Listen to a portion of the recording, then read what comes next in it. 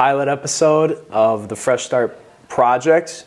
We got Eric Torgerson on and Jason Bird. We actually met with Jason about 2 weeks ago, and we met with Eric last week. So if you guys want to tell us your stories, go ahead. Okay, super brief. I'm Eric. I was born and raised in northern Minnesota. Had some mental health issues growing up. I struggled with college. I kind of was aimless, wandering around, and then,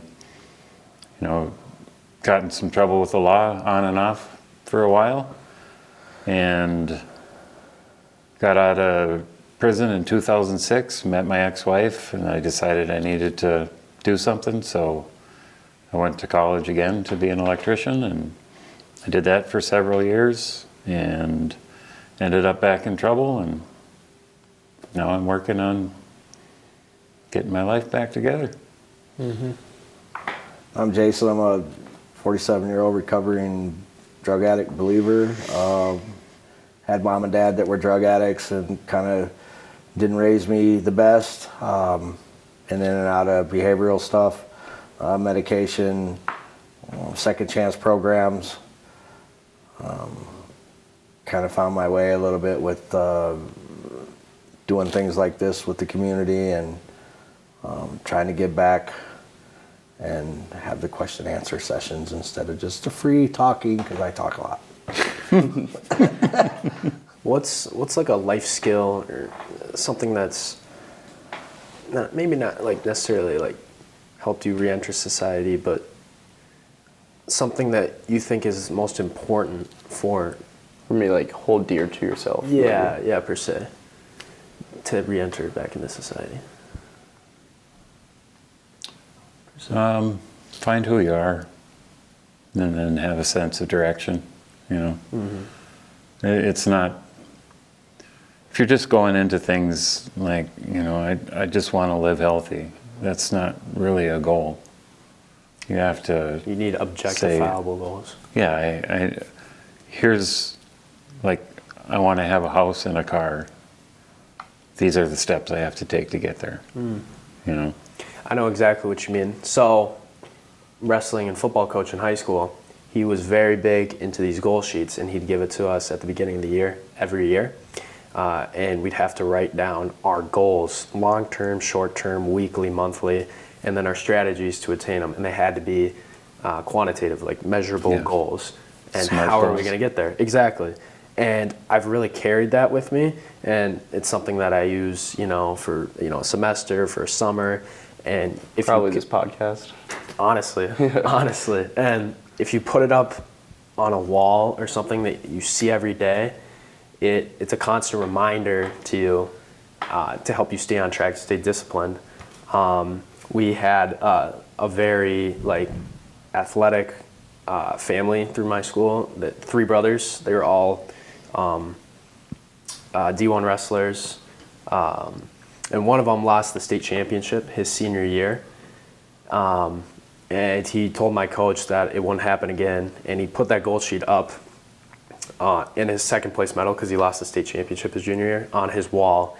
And the next season he went 50-0 and won the state title. Wow, nice. Yeah, so nice. I agree 100% with that. And I think, I think that's super important. But, yeah. I guess I think, like self-awareness, just being in tune with who you are, because you can be taught anything, I think. A person can learn. Mm-hmm. But if you don't really have a sense of your own being and your own cues and triggers and this and that, and can't commune with them, I get really confused, I get really if I know that I don't know how to explain it. Just self-awareness, just to be aware of yourself, I guess. I don't know how to explain it. Mm-hmm. Just when you're maybe taking action, just are you being intentional with that action? Is it important, or I don't know, I guess when I'm thinking of, when I'm self-aware of something, if I'm being articulate, or just making sure that I'm doing the right thing that I would want to do, I guess? You think of something like that, or? Well, in recovery and stuff, just knowing that, you know, where I came from, how I got there, who it made me become, and then not trying to put a whole bunch of stuff on my plate that is like irrelevant. Like I'm not going to become a police officer. You know, I'm not going to be able to. There's just things that, you know, with the choices and stuff that have happened in my life that I'm not going to be able to achieve in a sense, or not saying I can't achieve them, but they're not going to take me anywhere if I do try to achieve them. Like if I go back to school, you know, like I picked culinary because, for one, I like to cook and I like to eat too. But, you know, it was, you know, and plus it's like growing up and stuff, it was a comfort thing, you know. Come home, eat dinner. People sat down on the table, they talked about their day. Kind of just brought things together. I don't know, for me and my family and stuff, food seemed to bring us together or whatever. And that, you know, I'm not gonna go over and talk about being a criminal justice major with my family, you know, or a parole officer or something. Not, you know, I'm not saying it can't never happen, but just from past experience and stuff, and just being aware of, you know, things that are in my direction, you know, that I'm capable of attaining or whatever. Would you say family dinners were a big part of your life growing up? They were for a while, yes.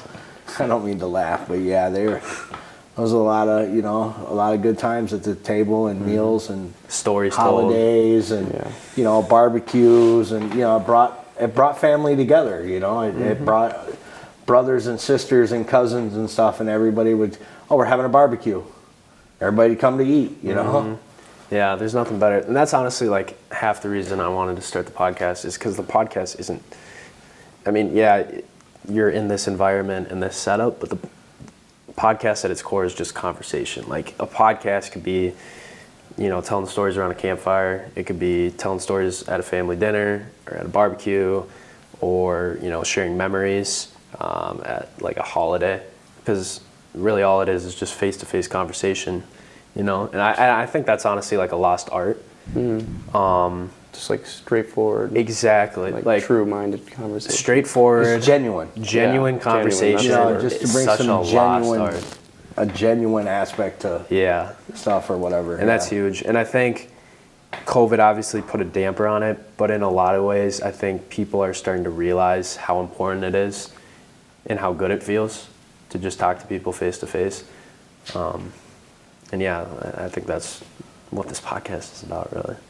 But, well, and I know you guys have talked about reentry or whatever, and we both got reentry issues. And I believe that there's a lot of fear behind it, and to share with you, and, you know, just a different history, a different direction with the, you know, the college and, you know, stuff like that. I'm not setting myself apart, but to actually be able to be more just you and be okay with it. And see that not everybody's going to run from you because of this or that or whatever. That self-awareness, you know, there, yeah. And to bring people together, you know, just bring you together for the common cause, just to move forward. And, you know, who knows what might happen. Yeah. You know? Yeah, exactly. I mean, it can blow up. I mean, you could be your talk show someday or something. Who knows? Who knows? Be on the news. You got the hair for it. You know? Oh, yeah. Get you on the No news. no makeup. But speaking about, we were talking about family and just re-entering and all that, I was just thinking, when you were re-entering, what was kind of like your biggest helpers, if it was family or just others, or who would it have been? Or was it, or did you think it's more individual based? Like your biggest helper was yourself? Well, my family lives way up north, so they're supportive, but as far as the day-to-day stuff, they're not someone I can really turn to. But going, like when I got out, I went to the Dream Center, which is kind of a halfway house re-entry place, supportive. They are who has been helping me get through, like getting my my health in order. I'm a diabetic, and then getting me appointments with therapists and, you know, a place to live where I don't have to be overwhelmed with all the work, you know, like finding a job right away and worrying about getting my car running, worrying about apartment and blah, blah, blah. The place is, it's just kind of like a good foundation to build from, you know? But, you know, there is a component of, you know, it's personal responsibility and your own drive. Yeah. Because there's plenty of people that, you know, Jason and I know that are perfectly content just sitting in the weeds and Being complacent. not moving forward at all, just being where they're at. They don't really want anything more for themselves, I think. Or maybe it's too scary. I don't know. I can't really speak for them. I mean, you never know. Yeah. I mean, because you don't know if a person is going to be genuine with you or if they're going to open up with you or what their story is. And I think that's something that a lot of people need to realize, is that you just never know with a person. Just being understanding. Yeah, you got to be. I mean, more empathy is huge. I think that's something that a lot of people can develop. And like with the future generation, being more empathetic towards others is critical. You meet people where they're at, you know, like you are who you are, and I accept you for that, you know. Yeah, you can't change it. But so I heard you got a new job at a restaurant. I don't, not this guy. No? No, No? Oh, maybe I'm thinking of somebody else. probably. Was it Tyler? I don't know. Alex, It wasn't maybe? Tyler. Maybe it was Alex. Aaron? Oh, I don't know. I don't know. I haven't even heard nothing about it either. We'll find out I haven't heard maybe nothing sometime. about Well, We'll go there and eat one have you day. guys been in a job search at all? I know you have the jobs at the Dream Center. Well, I'm a cook, but I you know, I'm on disability right now. Okay. You know, if everything works out or whatever happens is going to happen the way it's supposed to happen, for one. But you know, they got programs and stuff. You know, Ticket to Work program where you can get back into the community and still be considered, you know, disabled, but they help you get back into the system of working and stuff, and help you with your finances. And you know, that it could be, I don't know exactly yet what's going to happen. But like what you were talking about, reentry or whatever, and what helped. Yeah. I think mostly it's like goes by word of mouth, especially if you're inside, you know. Oh, sure, yeah. You know, a lot of people what do you tap hear? into a lot of different like halfway houses, treatment centers. Do you think there's like a pipeline almost in some way? Just like from... It's pretty cookie cutter in a sense. You know what I mean? A pipeline, cookie cutter. Yeah. There's, you know, different spins from different therapists, different case managers, different, you know, people in your life at that time, you know, substance abuse counselors and stuff that can open your mind up, you know, to options and stuff. And I think that the system, as far as criminal justice system and prison and stuff, is a way to hold you accountable. You know, it holds you accountable for the choices that you make and the bad things that you do because of. But I have a responsibility to that. You know, I have to take a responsibility to it. I've been held accountable. I've been, you know, served justice on, so to speak, or whatever. I don't know if that's the right word. But then I have a responsibility too, you know, to search myself, search my own soul, search my own being, and figure out who I am and what my strengths are, what my weaknesses are, what's going on with me. Do I need medication? Do I need therapy? Do I, you know, and really be honest with myself about, you know, what's going on and what's going on around me. And then to cross the fear of, well, this ain't gonna work, this ain't gonna work, this ain't gonna work, this doesn't gonna fit, you know, and actually do some research, you know what I mean? And it might not work, it might not work either, you know, it might not. Might be where a person's at. But a lot of it is by word of mouth, you know. As far as coming back in for me, is with the Minnesota Department of Corrections, the case managers, you might see them one time. There's not a lot of hands-on. It's like you make one decision. Well, this is where you're going, and then later on you might find out, well, maybe this ain't gonna fit, and it's hard to switch it around once you're in motion. Going to one place, it's hard to switch it because they just want to place you. They want to get you placed. Community action stuff, community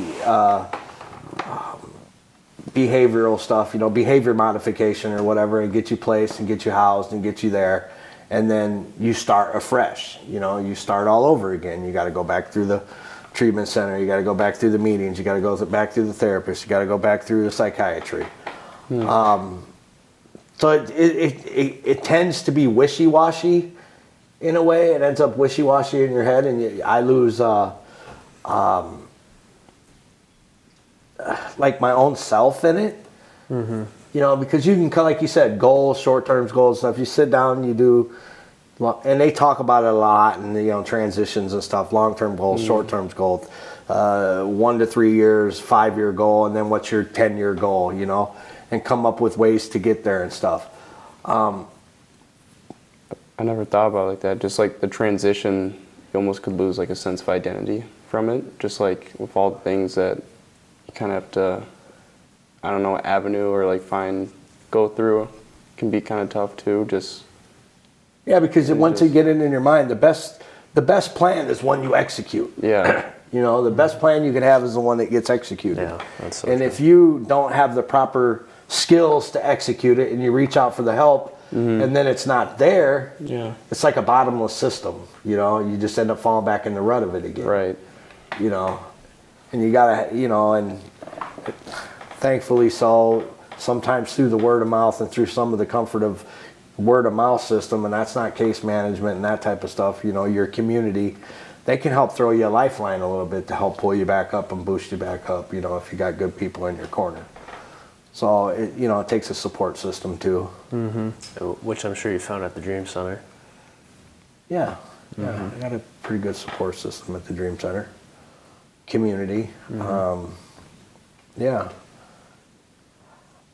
If you could just change one thing about the Dream Center, what would it? Or like, what would you like that they're not applying or giving that just something that you would want from outside of it or inside For myself of it? Or for the community? Just for or just in general? Maybe in general. It could be either. I mean, what first comes to mind? Like maybe something that's lacking, missing. We could also say something that you also enjoy about it. I don't know. Yeah, so we're not You hating. first there. So we're not hating on the Dream Center though. Yeah. I enjoy. I'm kind of picky with the friends I choose. So, like, you spoke to Tyler. I get along with him well. I get along with Jason pretty well. So, like when I came out of prison, I didn't have any friends in this community. I'm not from here, so finding somebody that you can connect with is pretty cool. There you go. Because you've all had the same backstory. The details might be different, but we've all been to prison. We've all struggled with some kind of addiction or another, so we know where we're coming from. We have common ground. Yeah. As far as something I would change, I don't really know. I mean, Well, do you feel like there's ever like an absence of anything something that you're looking for at all that you might be missing from the Dream Center? If not, I mean, it's gonna be no. I don't know if. It's probably a good thing. Yeah. No, I don't. I mean, if I had something, I would say it. Yeah, if the Dream Center's giving all it can give and you can't think of something, that's probably a good thing. Yeah, exactly.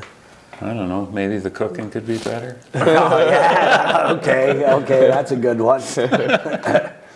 That like, and with me, I enjoy the Dream Center. I think that there's a structure in place to, you know, get guys back on their feet and get them back out in the community, you know. And what they do when they get out there is what they do when they get out there.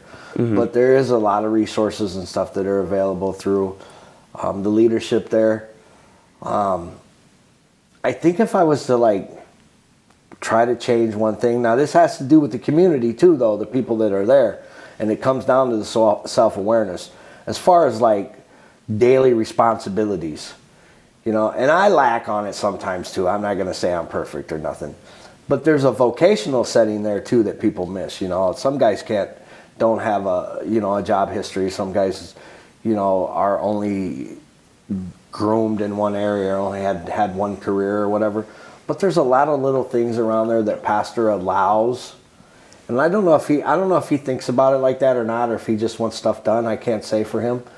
But that you can learn from, you know what I mean? That you can actually use as a, you know, a guide to figure out what you want to do as far as work or whatever. Because everybody wants to get a job, because everybody wants money.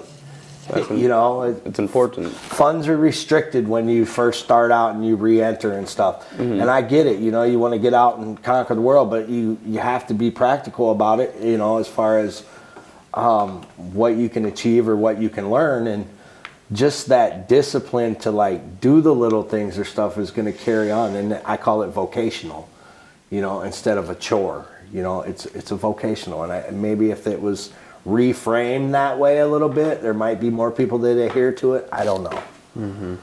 Yeah, I don't know. So I want to go back to Eric's point on like forming connections with people. I know you're a musician. I am. Obviously, music is like the great connector. It is. What do you think about that? Have you been able to like connect with people at the Dream Center via music? There's people that appreciate music, but you know the tastes are a little bit different. Yeah. Because like, you know, I talk to a younger guy a lot, and it's like, no, I don't like Black Veil Bride at all, you know. But no, I haven't. I've got a pretty eclectic taste that doesn't really. I mean, I like bluegrass and like progressive metal, so Okay. it's kind of hard to. So progressive metal, because I'm trying to like figure out the waters here. Wait, so that would be like Tool. That's Tool. Okay. Tool. He's a tool with Tool. Tool. Okay. It's his You favorite called group. me a tool? That's his favorite group is Tool. Okay. You know, or Slipknot or Slipknot. Slipknot's Tool. great. yeah, or what's some other ones? A couple other ones or whatever. Progressive metal? Yeah. Donovan's good at it too. What's Don? Tool? No, Donovan listens to a lot of that metal Just stuff metal, too. like Slayer and old thrash stuff. But Yeah. Do you play electric? yeah, Okay. bass, electric, acoustic, whatever. That's sick. And you've been playing since '92, so you've been playing for a while. Yeah, Have you ever played in bands? I played in a church band. Okay. Yeah. Okay. And Have that you ever was- thought about like forming a band, maybe through the Dream Center? No. No, because when we walked in, they had that stage right there. So. Yeah, I don't. Optimize the stage right there. Yeah, exactly. Maybe you could have Pastor Michael on the lead vocals. Right. If it was a thing to bring the community together, yeah, but I've never been a look at me, I can play guitar kind of a guy. Yeah, you that's know? fair. It's more for yourself. Yeah. Okay, I respect that. Yeah. I know Alex plays because we were talking to him last time, and he's a Delta Blues guy. Yeah. But yeah, I don't know. If they ever have you back on again, would you ever play guitar? I don't know. I think with how much I'm sweating, it would probably slip out of my I know. hands. I know it's hot in here. Play the wrong keys or something. Yeah, literally. I was thinking earlier too, though. We ran into that one guy that one time. Little conflict. You remember? What was his name? Jason. Oh, you remember that, huh? Yeah, it was funny though. And you want to talk Curtis? about it on the podcast? Well, okay. It's all good. It's all No, good. but Curtis, yes. Yeah, we go don't ahead. have to bring him up, but It's awesome. I'm glad you did. no, I thought it was funny, but I was just thinking for a question for like conflict resolution and like just communication with others. How do you how do you address that after re-entering? Like, what's the biggest strategies, or like what are the most effective strategies, just with communication skills? I wish I had one. No, I get now coming off the hip. I guess I don't want to beat self-awareness to death, but just being aware of how someone could really get hurt. You know what I mean? Someone could end up really hurt, whether it's me or them or somebody else. And a big thing at the Dream Center that keeps me accountable is no more victims. Mm-hmm. You know, I don't need no more victims. I've victimized enough people, you know, and just to try to keep myself in squareness with that. You know, no more victims. So how do you keep that in the forefront of your mind? I don't know, I guess things like this podcast or relationship stuff with other people and Discipline in a lot of ways. Not so much. I don't really have a lot of discipline, I guess. I mean, I kind of do, but no, just I don't know. I guess I could say pressing into my spirituality, trying to stay strong, reading about my anger and my bitterness. You know, let no poisonous root of bitterness control me. A gentle answer turns away anger, a harsh answer stirs up wrath, or however it goes. A gentle answer turns away wrath, a harsh answer stirs up anger. Keeping some scriptures in there for me. Staying connected with some of the positive people that like don't hold me hostage to my rap sheet, but understand some of it and the grace that's given to me. That means I can give the grace to others, you know, in that sense. So there's a lot of envelopes to it in a sense, you know, because that day with Curtis, I really wanted to be like, you know, who the, you think, what, I mean, what, you, and he wanted a confrontation right there in front of you guys. Right. And I was in tune with like giving you guys a good experience, honestly, you know, like I don't want you guys to come there and, you know, get the street crap right off the way, you know, that's not what. It would be a great that's not what you guys need to see or be groomed with, you know what I mean? It's truly not. It's unfair to you. It's unfair to the community. It's unfair to myself, you know, and that's the bottom line, period, you know, and to not indulge in that and have a value system that. So there's a lot of accountability there too. And a lot of work, a lot of therapy, a lot of medication, a lot of restructuring in my life, you know, and I don't know, I can fall short, but I've had a lot of stuff, you know, that, and not saying nobody else has, but I've had people poured a lot into me. So I work on it though.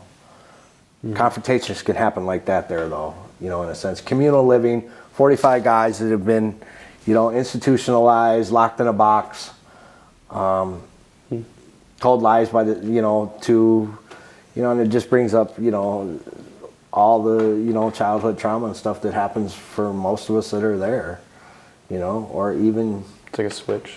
Or even here. Is there like PTSD? Yeah, well, most people that come out of prison have some degree of PTSD. They're always watching your back when they're in there. You're very on edge. Yes, constantly. It's like in everyday life, just like the most stressed out you are is like your baseline in prison. You know, you don't get to relax, you know. So how does that, I mean, obviously that's going to affect your health. I'm sure your sleep goes to shit. I mean, how does that affect stuff like that? I used to have more hair. So, yeah. Wow. I mean, how would you address it though? Like how, I mean, because you can't always be on edge. I mean, if I was always on edge, I'd just be. Yeah. I'd start. Do you guys like? Is there like any form of meditation or like therapy? In prison? No, or I mean, on the outside? Or just in general, almost. I feel like at any how time, do you guys? If you ever learn to to live with that amount of stress? Does it just become normal? Well, for speaking personally, I kind of have learned to, if there's a quiet moment, I learn to appreciate like a tree or something like that. You know, just be mindful in the moment. Just That's huge. just let it go. Yeah. That is huge. I feel like that's like being present is something that we all take for granted. Like, especially, well, this is kind of unrelated, but related. You know, with the winter here, it's cold, it's bitter. There's a shit ton of snow, and everybody wants summer to be here. But then, you know, you're not present. You're always away from the moment. You know, you're always looking. Always waiting for summer. You're waiting for something to come. Yeah, and then you may, you know, in a lot of ways, if you're waiting for something to come, you may miss something. What's that saying about the trees in the forest? Huh? If you're What's that thing? if you're looking at the forest, you miss the trees or something. Can't see the forest from the trees. There's some type of saying, you know what I mean? If you're always focused on the, you know, The small picture. yeah, instead of, opening up your mind a little bit or Yeah, whatever. exactly. Yeah, there's a lot of closed-minded people too in this world, but yeah. I always try to find stuff to do, you know, harness that anxiety and that stress, and, you know, Like cooking. like cooking, or other things. Is that why you chose to be a cook? Or why'd you choose? Well, I chose to go back to college because my mom always wanted me to go back to college. Oh, so you went to culinary school. So I went to culinary school. I picked cooking because I don't know. I thought it would be easy, you know, to learn it. But the curriculum and stuff, I mean, it's basic. It's more than basic, but it was something I liked to do too. You know, I always had a gift for, you know, hanging out in the kitchen with my mom and doing that type of stuff. And, you know, she was the kind of pressing point for me to go back to college. She always wanted to see me go back to college, and then, you know, cooking because it has a double fold. There's a restaurant management part to it too, which I didn't make it. I did enough of the semesters to get my diploma, but not the restaurant management degree. So I really was trying to challenge myself with the business aspect, because I think I'm a businessman in a sense, but I'm not really. I don't have the skill set. But so that was always the motivation, to try to change some of the street curriculum that I knew into a different style of business aspect. Switch it up a little bit. Into a different business aspect, I guess. Yeah. But I do bury myself in some of that stuff sometimes, because I do tend to have some anxiety and some, you know. And a lot of people say cooking is therapeutic, you know? Yeah. In a lot of ways, because you can be with your thoughts. I don't know. I mean, Well, it's hands-on too, you know. Hands-on. And it's It's like you can make your hands-on own stuff. creations almost. yeah. It's your own You'd recipe. be proud of what you made. And you're tired at the end of the day too. Yeah. It's selfless too, because you're giving. Your work is giving to somebody else. It's Yeah, feeding someone exactly. else. So it takes the focus off of your problems, and it becomes something you're giving to the community, I would imagine. Well, that's my whole spin, right? You know what I mean? There was a shift in my life though where it was a people-pleasing type of thing, like look at me, look at me, look at me, you know. And then, you know, throughout, especially in the last 6 months or so, the first 2 or 3 months, it was like, try to get your footing, put it all together. I can make this happen. You know, I can do this. And then it became more of getting over the frustrations about people being critical, you know, the criticalness of it, and realizing that whether they like the food or whether they don't like the food, or whether they like the way I do it or they don't like to do it, they're not hungry. You know what I mean? And they go home, you know, it's pouring myself out, you know, and it's all about service. It's all about interaction. It's all, you know, there's a lot to it, you know, and interpersonal communication and interpersonal relationships. I haven't been very good at in the past, you know, stuff like this, and, you know, weaving your way through life. And I can do it outside of the Dream Center too. You know what I mean? I have the strength and the courage to go out and do it, you know, interact with other community action stuff or treatment places or this or that or whatever. And I did get a lot of that from being mentored and spoke into my life at the center, and some of the guys at the center that I became cool with, you know, and we make exceptions for each other because we do, you know, we're good people in a sense. There's some of us that are just good people that have problems and made bad choices. Right. But we're good people, you know. I don't want to talk bad about people at the center or anywhere else, but there are some bad people. You know, they're just bad people. They're just bad people, you know. And to care and love on them and to just accept, you know, that we're different. We're just different. I draw from that. I really do. I draw from it. It's similar to what Eric was saying. You just gotta accept people for their differences. Yeah, I draw from it. Yeah, everybody's fighting their own battles. So. Yeah. What do you like to cook? Is there anything in particular? Well, I say this, and people are probably tired of me saying it, but I don't even care really. I went through cook school and stuff, but most of the stuff I cook is from like my mom's stuff. Okay. Recipes growing up with casseroles, meatloafs, home style cooking, stuff like that, stuff that I learned from family. There's a couple things that I spin in there sometimes with the That home cooking. culinary school, you know. My big thing that me and Pastor used to kind of bicker about a little bit was a roux. You know, he likes to use just the turkey gravy. Me, I'll take the flour and the butter and build it, you know. Yeah. I don't know. Like if as you should, you know. I don't know if you know what a roux is, or Yeah, to make a soup. like paste to make a soup or whatever, you know, try that, or like a stock or something, you know, with carrots, potatoes. They call it mirepoix. It's a French saying. You know, This guy should work here. It's a French term for cooking, you know. Yeah. At the Dream Center, you know. Yeah. No, I respect that. Hey, but they really eat though. I try to feed them. I try to feed them good stuff too. How's this cooking? It's all right. I'm not a big carb guy, so. Yeah. You like making like carb heavy meals? Or what? Well, there's a lot of Potatoes. there's a lot of potatoes and noodles and stuff like that. I venture away. You know, we're on a. You know, it's kind of strict. You know, as far as homeless, or I don't want to say it's a homeless shelter, but as far as transitional living or sober living or whatever, I don't think there's too many places that feed us better. No. You know what I mean? I've been other places. There's and food's so better it's pretty beneficial that, you know, some of the stuff is heavy, you know, but there's a lot of donuts and stuff too, you know, so that's bad. That's where a lot of I try to stay away from carbs, Eric. You know, he's a vegetable guy, salad guy. Okay. You know, unless it's a ramen noodle. Well, you pick your battles. Do you have to stay away from carbs due to your Diabetes. diabetes? Yeah. So do you follow like keto, or do you follow any specific diet, or you just don't? You just stay away from carbs? I just try to stay away from it. You know, Yeah. If I have a choice, my fridge is full of salads and everything to make a chef salad and whatever. But Okay. And how long have you been kind of following that? I don't know. I was diagnosed in like 2007. No, I don't know, somewhere back then.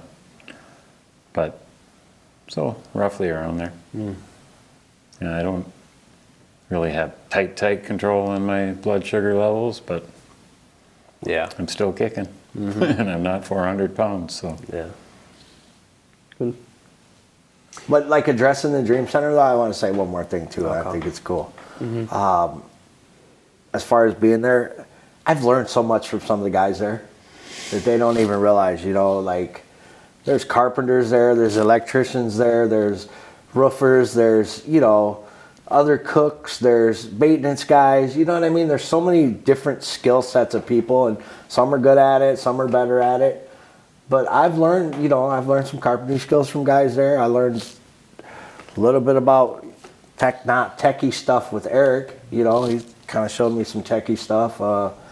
I definitely learned a lot about fishing while I was there. You know, Pastor's an avid fisherman, and he's taught me techniques and flipping the, you know, worm jig and Tying knots. you know, doing that type of stuff. And me, I'm more of a like. I don't know, that's how I consider myself, is trying to like be a part of the like reentry or recovery or substance abuse or that type of stuff. So, and just not shooting from the hip all the time. I do research some of it or whatever. You know, I've done my reading, I've done my research, I've asked the questions.